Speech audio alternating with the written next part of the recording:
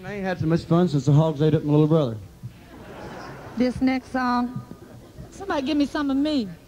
I met Bonnie in the 80s. I was in a band called Rattlesnake Shake, and it was like, you know, I'm playing in this band with this side band called She with Polly Parsons, who was Graham Parsons' daughter, and I know Graham and Bonnie were real close, so somehow Bonnie was like, okay, baby, I'll come down and see you, and it was a barbecue, and it was at Miss Pamela DeBar's house, and it was all these cool people, and I remember Bonnie showing up, and I was like, oh my God. It was like I didn't say anything, I was all cool, because I had broken my hand from some fight I got into the night before, and I was just, you know, but I was totally like, she showed up, and I remember her sitting down, hey, baby, you know, all just real cool, nonchalant, like, and there was a bunch of people in the backyard. I remember it was just a bunch of actors and this and that, but my focus was on Bonnie, but I didn't know if she was just, you know, she was at the time, I think she was working on Roseanne, or, you know, it was one of those things where she was acting and she was sort of, you know, private, and so we got into something. I think she wanted to see Polly, because I think she knew,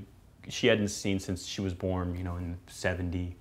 Probably 5 or something. So she's like, oh, I remember, yeah, with Graham's baby, Polly, cool. So she came down, and I remember I started singing Wild Horses, and all of a sudden, it was the weirdest feeling. It was like, I heard this voice, and I remember thinking, like,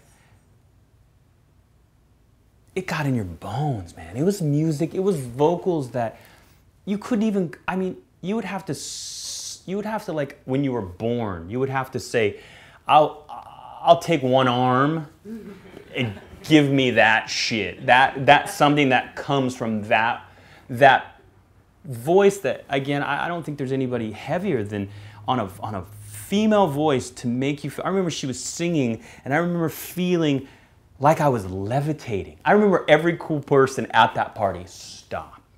It was like some E.F. Hutton shit.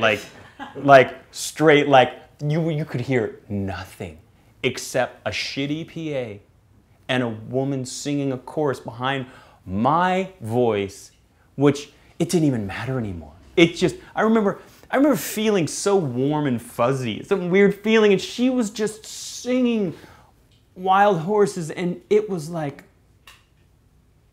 I mean, come on. It's almost like this. I describe it like this. If you hear Bonnie Bramlett sing, it's a religious experience. She was obviously gifted. This was something that it only happens to a few people. But when you hear Delaney and Bonnie together, it's like speaking in tongues.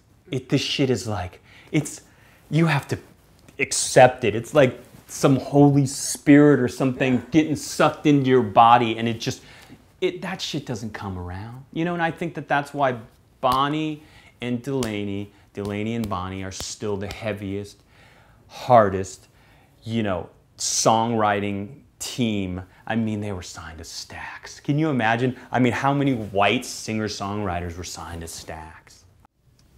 Just turn me on. Somebody give me an F like in Love over on the piano. Hey, this next song will be a rock and roll song.